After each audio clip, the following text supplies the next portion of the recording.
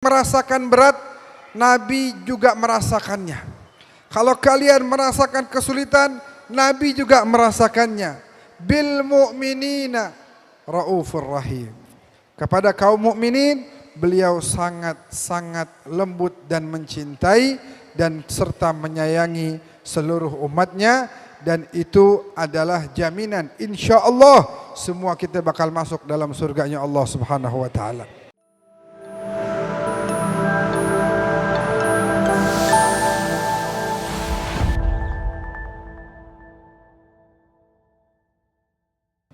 Bismillahirrahmanirrahim.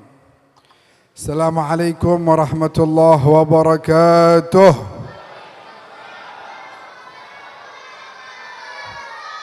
Masya Allah, pada semangat. Bapak-bapak, ibu-ibu udah pada ngantuk belum? Udah pada makan belum? Belum juga. Lapar berarti ini. Biar lapar-lapar lanjut apa jangan? Biar lapar-lapar masih semangat. Coba saya mau dengar suaranya. Sallallahu ala Muhammad. Allahumma salli wa sallim wa barik alaihi wa ala alihi. Alhamdulillah. Wassalatu wassalamu ala Rasulillah wa ala alihi wa sahbihi wa man wala. Subhanaka la ilma lana illa ma 'allamtana innaka antal alimul hakim. Rabbi antiqni bil huda wa alhiqni bis salihin. Diaminin bareng-bareng. Allahumma ja'alna hudatan muhtadin wa la taj'alna dhallina mudillin. Allahumma faqihna fid din wa 'allimna at-ta'wil wansur ya Allah ikhwanana al-mujahidin fi Palestin. Allahumma arham minhum asy-syuhada washfi minhum al-marda wal jarha. Allahumma ya dzal quwwatil matin. Allahumma ya fa'alun lima yurid. Alaika bil yahudi as-sahayinah. Allahumma farriq jam'ahum wa shattit shamlahum wa mazziqhum kulla mumazzaq. Innaka ala kulli syai'in qadir wa bil ijabati jadir bi rahmatika ya arhamar rahimin. Amma ba'du. Hadarat al-habaib al-amajid wal asatidzah al-kurama wa nakhussu bidzikr. Tadi telah hadir bersama-sama dengan kita di majlis ini Al-Habib Hud bin Muhammad Al-Bagir Al-Attas, Al-Habib Saleh Al-Habsyi, dan juga para ustadz, para alim ulama, para ahli warisnya Rasulullah sallallahu alaihi wasallam. Hadir juga Al-Habib Mustafa bin Syekh Abi Bakar. Ada juga Ustadz Fauzan dan juga Ustadz Fadli sebagai guru tetap di Masjid As-Samad. Hadir juga Ustadz Nasrullah sebagai Ketua MUI Duren Sawit, dan juga banyak yang lainnya yang mohon maaf saya tidak dapat sebutkan satu demi satu, tapi dari hati yang tulus, dari niat yang benar-benar ikhlas, saya dan kita semua doakan mudah-mudahan beliau-beliau panjang umur, sehat walafiat. Hadirin yang dimuliakan oleh Allah, kita yakin bahwa majelis kita malam hari ini, biar udah malam, ini makin banyak turun rahmat dari Allah Subhanahu wa taala. Pasti tempat ini menjadi tempat siapa yang hadir enggak akan pulang ke rumah masing-masing kecuali dosanya udah diampuni oleh Allah. Yang punya hajat, berkah maulid, berkah solawat, semoga hajatnya dikabulkan oleh Allah. Yang sakit mudah-mudahan diangkat oleh Allah. Yang diangkat orangnya apa penyakitnya nih? Mudah-mudahan kalau orangnya panjang umur. Masya Allah, tadi saya lihat ibu-ibu di luar juga banyak banget. Pokoknya yang sakit, yang rada-rada kurang sehat gitu ya, berkah solawat, yakin kita minta sama Allah syifaan taman, kesehatan, keafiatan yang sempurna zahir dan batin, dan juga harapan-harapan doa-doa lainnya insyaallah semuanya diijabah, amin ya rabbal alamin. Hadirin yang dimuliakan oleh Allah, malam ini Allah mudahin kita bisa hadir. Masya Allah, ribuan orang hadir di Masjid Jami As-Samad. Hadir enggak lain, enggak bukan. Ingin mendengarkan tentang kisah kemuliaan tentang pribadi Rasulullah sallallahu alaihi wasallam. Faman kana minkum ya'shiqul jamal fala hunaka jamalun ajmal min jamali Muhammadin sallallahu alaihi wasallam. Lianna jamalahu ma'khudhun min jamali rabbih jalla jalaluhu wa ta'alat 'azamatuh. Siapa orang di sini yang demen sama keindahan? Semua kita pasti demen sama keindahan. Demen sama yang cakep-cakep. Biar tahu enggak ada keindahan, enggak ada yang cakep-cakep melebihi keindahan dan cakepnya Nabi Muhammad sallallahu alaihi wasallam. Karena keindahan beliau datangnya langsung dari Al-Jamil, yang maha indah Allah Jalla Jalaluhu wa ta'alat 'azamatuh. Wa man kana minkum ya'shiqul hubb wal lutuf wal rahmah. Siapa dari bapak-bapak, dari ibu-ibu yang demen sama kecintaan, demen sama yang namanya kelembutan, demen sama kasih sayang, biar tahu bahwa enggak ada kecintaan, kelembutan, kasih sayang melebihi yang dimiliki oleh Rasulullah sallallahu alaihi wasallam. Beliau cinta sama kita lebih dari orang tua kita sendiri. Orang tua kita cinta enggak sama kita? Cinta. Enggak tega kita kelihatan susah. Enggak tega orang tua kita melihat kita kelaparan. Enggak tega orang tua kita melihat kita kesusahan. Dan biar tahu nanti di akhirat ketika umat-umat Nabi yang udah kelewatan batas, yang udah digiring supaya masuk ke panasnya api neraka, di hari itu Nabi yang udah diperintahkan untuk masuk surga enggak mau masuk surga, dan bahkan beliau bersujud di hadapan Allah, memanggil-manggil nama Allah, menyebut-nyebut sifat-sifat Allah, sampai akhirnya beliau diperintahkan oleh Allah, ya Muhammad, irfa' ra'sak wasal tu'ta wa qul yusma' washfa' tushaffa. Angkat kepalamu, sampaikan apa yang kau inginkan. Kau ingin memberikan pertolongan, baik, aku izinkan. Maka bayangkan hadirin, umat yang udah dimasukin ke neraka dikeluarin lagi biar bisa mendapatkan syafaat dari Nabi besar Muhammad sallallahu alaihi wasallam. Ada yang lebih cinta kepada kita melebihi Nabi? La wallah. Kenapa bisa begitu? Karena hatinya penuh dengan kecintaan, dan itu adalah pemberian dari yang maha pengasih Allah tabaraka wa ta'ala. Maka dari itu Allah sebutkan tentang sifat Nabi, azizun alaihi ma anittum harisun alaikum. Kalian merasakan berat, Nabi juga merasakannya. Kalau kalian merasakan kesulitan, Nabi juga merasakannya. Bil mu'minina raufur rahim. Kepada kaum mukminin beliau sangat-sangat lembut dan mencintai dan serta menyayangi seluruh umatnya, dan itu adalah jaminan insyaallah semua kita bakal masuk dalam surganya Allah Subhanahu wa taala. Malam ini kita duduk di sini. Dari tadi udah berapa banyak baca selawat? Udah banyak. Tadi barusan kita baca lagi di situ. Ludhna bika ya habibu anta lil khalqi ya tabibu ji'ta lil baraya bisyar'il mubin tansyurul hidayah bainal alamin. Bayangin Pak, bayangin Bu, Nabi cuma dikasih waktu sama Allah 23 tahun buat dakwah. Dan tahun-tahun pertama khusus buat keluarganya dulu. Dipanggilin ya Bani Fihr. Dari atas bukit Safa Nabi memanggil, wahai Bani Fihr, wahai keluargaku, kemarilah. Kalau aku katakan kepada kalian, di belakang sana ada pasukan yang akan menghancurkan kalian, yang akan membinasakan kalian, apakah kalian akan percaya?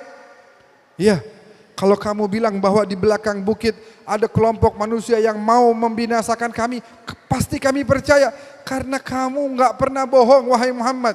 Baik, sekarang saya kasih tahu.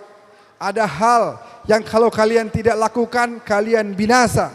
Kalian celaka. Wa madzalika ya Muhammad. Apa itu wahai Muhammad?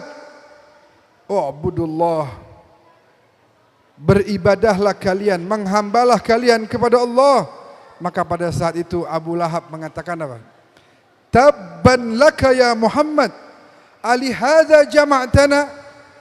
Celaka engkau wahai Muhammad, hanya untuk urusan ini kau kumpuli kami di tempat ini. Nabi Muhammad tidak menjawab. Tapi Allah yang mencintai Nabi tidak diam ketika kekasihnya dihina. Maka turunlah surat ke-6 dari runtutan wahyu yang ada, yaitu tabbat yada abi lahabi wa tab.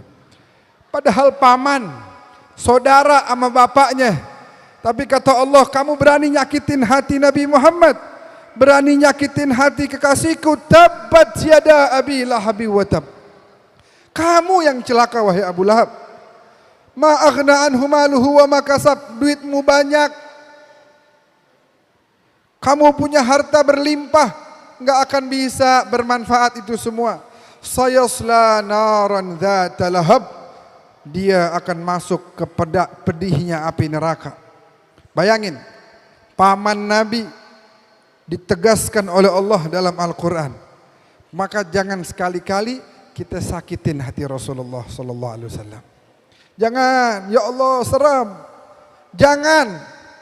Karena Allah tabaraka wa ta'ala menginginkan bahwa kekasihnya senantiasa mendapatkan kemuliaan yang begitu besar, dan itulah yang harus kita lakukan. Disebutkan oleh Al-Imam Al-Habib Abdullah bin Alawi Al-Haddad dalam salah satu nasihat beliau, wa ta'atuhu ghinad darain falzam wa fiha al-'izzu lil 'abdi adh-dhalili wa fi 'asyanihi 'arun wa narun wa fiha al-bu'du min khizyin wa bili. Kalau orang taat sama Allah, dia bakal dapat dua kekayaan. Di dunia hidupnya cukup, di akhirat dia mendapatkan nikmat surga, kumpul bersama para anbiya wal auliya was syuhada was salihin wa hasuna ulaika rafiqa. Nasihat yang kurang lebih mirip pernah juga disampaikan oleh seorang tabi'in, mantu daripada Sayyidina Abu Hurairah yang namanya Sa'id ibn Musayyib. Beliau pernah bilang, ma akramatil ibadu anfusaha bimithli ta'atillah wa ma ahanatha bimithli ma'siyatillah. Manusia kalau pengen memuliakan dirinya sendiri, kata Sa'id bin Musayyib, seorang tabi'in, manusia kalau pengen memuliakan dirinya sendiri, maka cara satu-satunya yang harus ditempuh adalah dia harus taat, tunduk, patuh, nurut kepada Allah, kepada Rasulullah sallallahu alaihi wasallam. Tapi kalau dia melanggar syariat yang udah dibawa sama Nabi, maka berarti dia lagi nganterin dirinya sendiri masuk neraka. Lagi nganterin nih, dirinya dianterin, yuk ayo ke gerbang neraka. Gara-gara apa? Gara-gara dia ngelanggar syariat Nabi. Bahkan kita lihat dalam Al-Quran Allah menyebutkan, a'udzubillahi minasyaitonir rajim, wa ma kana limu'minin wala mu'minatin idza qadallahu wa rasuluhu amran ay yakuna lahumul khiyaratu min amrihim. Dulu pernah kejadian di perang Badar. Perang Badar umat Islam jumlahnya dibanding kafir Quraisy 1:3 atau 1:4. Tapi menang apa kalah perang Badar? Menang apa kalah? Apa alasannya? Karena enggak ada lahumul khiyara min amrihim. Enggak ada pilihan lain. Kalau Allah udah bilang A, Nabi udah bilang A. Jangan ambil yang B. Akhirnya menang perang Badar. Perang selanjutnya perang Uhud. Allah dan Rasulnya juga udah memberikan ketetapan. Yang A ya, oke, semua sepakat? Sepakat ya Rasulullah. Ternyata ada puluhan orang yang melanggar. Nabi suruh kalian berdiri di atas Jabal Rumat di perang Uhud. Jangan turun sebelum mulut saya mengeluarkan perintah, kata Nabi. Ingat perintahnya apa? Jangan turun sebelum mulut saya memerintahkan kalian untuk turun. Siap. Labbaik, hadir ya Rasulullah. Berjalanlah peperangan. Sebagaimana sebelumnya umat Islam kembali menang.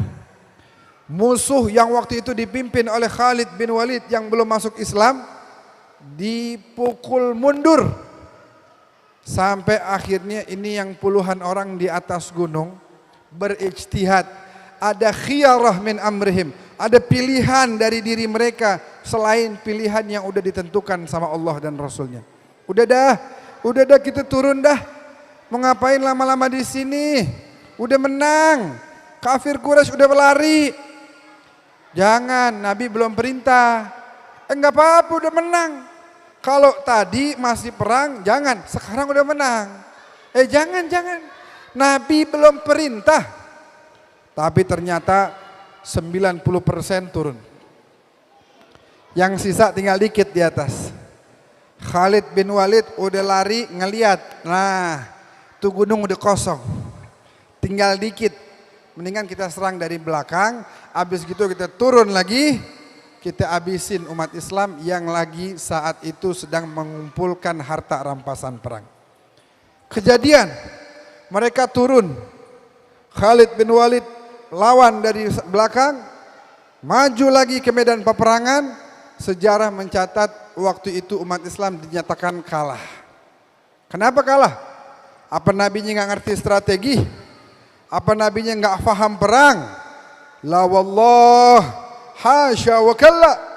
Nabi semuanya dapat tuntunan langsung dari Allah, nggak mungkin kalah. Tapi apa yang terjadi? Karena nggak nurut, akhirnya kalah. Sehingga sekali lagi saya tekankan, jangan pernah ada keinginan di luar keinginan Nabi Muhammad. Jangan. Kita lihat misalnya ada seorang sahabat yang bernama Sayyidina Bilal bin Rabah radhiyallahu anhu wa ardah. Enggak ada dalam hatinya keinginan selain keinginan Nabi. Taat, tunduk, patuh, nurut sama Nabi. Sampai akhirnya di akhir hayat beliau, waktu udah mau menjelang sakaratul mautnya, bininya nangis. Bininya bilang, wah huznah, wah karbah. Aduhai betapa sedihnya suamiku, kesian. Udah lemas, udah mau menghadap kepada Allah, dia udah mau tinggalkan dunia ini. Kesian banget nih laki saya nih. Akhirnya Bilal buka matanya. Wahai istriku, kata siapa saya sedih? Wajar dong kalau kamu sedih, kamu akan tinggalkan dunia ini. Kata siapa aku layak untuk dikasihani? Wajar dong kalau saya kasihani kamu, kamu mau meninggal wahai suamiku. Tidak, aku tidak layak dikasihani. Kasihanilah orang-orang yang tidak membawa bekal takwa untuk menghadap kepada Allah Subhanahu wa ta'ala. Kalau saya mah, kata Bilal, enggak pantas dikasihanin.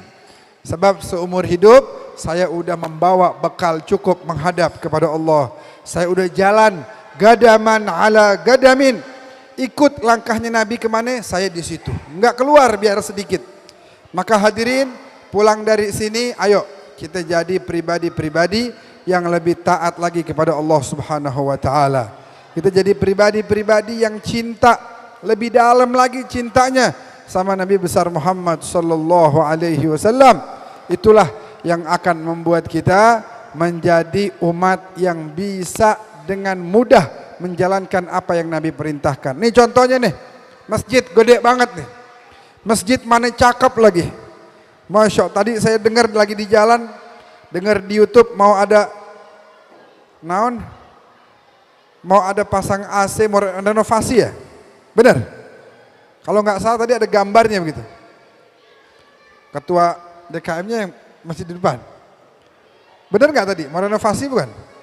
Betul ya? Ini udah cakep, apalagi nanti dicakepin lagi. Maka nggak ada alasan buat tidak hadir ke masjid. Kata Nabi, "Idza ra'aitumur rajula ya'tadul masajida fashhadu lahu bil iman." Kalau kamu lihat ada orang demen ke masjid, bolak-balik sholat di masjid, ambil kabar dia orang yang beriman. Kita semua pengen ke Ka'bah, rumah Allah, tapi pemanasan dulu di rumah Allah yang di Jakarta nih, di Indonesia, biar nanti benar-benar bisa layak diundang ke rumah Allah yang paling agung yang ada di Ka'bah Al-Musyarrafah di Makkah Al-Mukarramah, bisa juga ke Madinah Al-Munawwarah, bisa juga ke Masjidil Aqsa, dan itu adalah sebuah harapan dari semua kaum muslimin muslimat dimanapun mereka berada. Baik, terakhir saya ingin sampaikan pesan sebelum saya tutup ceramah saya hari ini, bahwa mari bapak-bapak, ibu-ibu, hidupkan Nabi Muhammad di rumah-rumah kita.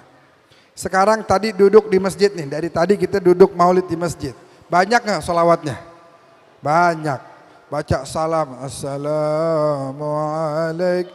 Mana khusyuk bacanya? Zainal Anbiya. Sambil diresepin, ya Allah. Sampai rumah dibaca lagi apa enggak tuh kira-kira? Nah harusnya dibaca.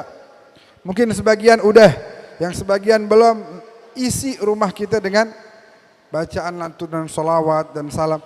Itu tujuannya kita lagi pengen bangun hubungan lebih erat lagi sama Nabi. Tadi di masjid ratusan kali kita sholawat hari ini. Kita baca salam sama Nabi. Lah Nabi bukan cuma ada di masjid doang. Ntar di jalan Nabi juga masih ada bersama kita.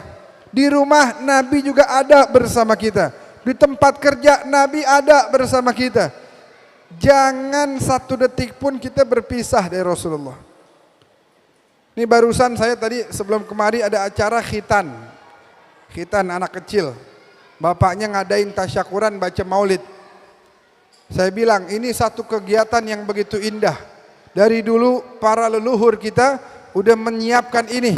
Apapun acaranya, khitanan baca maulid. Kalau pindahan rumah baca apa? Baca maulid. Kawinan, orang kawinan baca apa? Baca maulid. Kecuali kalau kawin lagi, diam-diam apa lagi tuh. Paling kagak mau tuh dia baca maulid tuh. Takut ketahuan. Tapi insya Allah di sini keluarganya sakinah, mawaddah, warahmah. Kenapa sih dari dulu diajarin apapun kegiatannya jangan kita lepas dari Nabi, karena tadi dalam Mahalul Qiyam kita baca marhaban ya Rasulullah ahlan marhaban bika inna bika nas'ad, bahwa kalimat itu berarti kita hanya akan bisa bahagia kalau kita hidup bersama Nabi. Kalau nggak bersama Nabi mustahil bisa bahagia. Mau bahagia hidup sama Nabi. Lihat Bilal, duit kurang, dari keluarga yang tidak terpandang, strata sosial rendah, tapi bahagia. Sebelum meninggal Nabi udah kasih kabar, surga udah menanti-nanti kedatanganmu wahai Bilal. Gara-gara apa? Hidupnya sama Nabi terus. Makanya ntar di akhirat juga bersama Nabi. Kita nggak mau mata kita nanti di akhirat nggak bisa mandang wajah Nabi, nggak mau. Kita pengen kalau di dunia sekarang kita nggak bisa mandang wajah Nabi, nanti di akhirat mudah-mudahan bisa mandang wajah Rasulullah Sallallahu Alaihi Wasallam. Bangunlah Nabi dalam rumah tangga kita. Laki ketika ngelihat bininya mau marah, jangan. Ini umatnya Nabi nih. Kalau saya marah ntar Nabi kecewa, ntar Nabi sedih. Ini bini saya umatnya Nabi. Ini anak saya umatnya Nabi. Bini juga begitu sama lakinya. Jangan ngomel aja. Lihat nih laki umatnya Nabi. Hormatin, cintain, sayangin. Maka dari itu, itulah yang akan membawa perubahan lebih baik lagi dalam kehidupan kita. Bahwa saya berharap habis acara maulid di As-Somad pulang dari sini, sholatnya biar pada makin khusyuk lagi. Ya, ke masjidnya biar pada makin rajin lagi. Bacaan Qur'annya biar pada makin banyak lagi. Ya, akhlak dan adabnya makin mulia lagi. Kita berdoa nih negeri kita yang mau menghadapi pemilu, pesta demokrasi. Biar mudah-mudahan yang terpilih adalah orang yang takut kepada Allah dan cinta kepada masyarakatnya. Mudah-mudahan nih dari calon-calon yang ada, siapa yang paling takut sama Allah, paling cinta sama Nabi Muhammad, cinta sama rakyatnya, kagak mau korupsi, mau menebarkan keadilan bagi seluruh rakyat Indonesia, yang begini nih mudah-mudahan yang terpilih. Tapi kalau ada yang kagak cinta sama Allah, kagak cinta sama Nabi Muhammad, kagak sayang sama rakyatnya, maunya memperkaya diri sendiri doang, nggak perhatian sama masyarakatnya, korupsi dan lain sebagainya, lebih baik yang modelan begini jangan sampai terpilih. Amin ya rabbal alamin. Insyaallah itu saja yang bisa saya sampaikan, karena masih ada satu lagi yang akan menyampaikan nasihatnya. Sekian, hadanallahu wa iyyakum ajma'in. Wallahul muwafiq ila aqwamit thariq. Wassalamualaikum warahmatullahi wabarakatuh.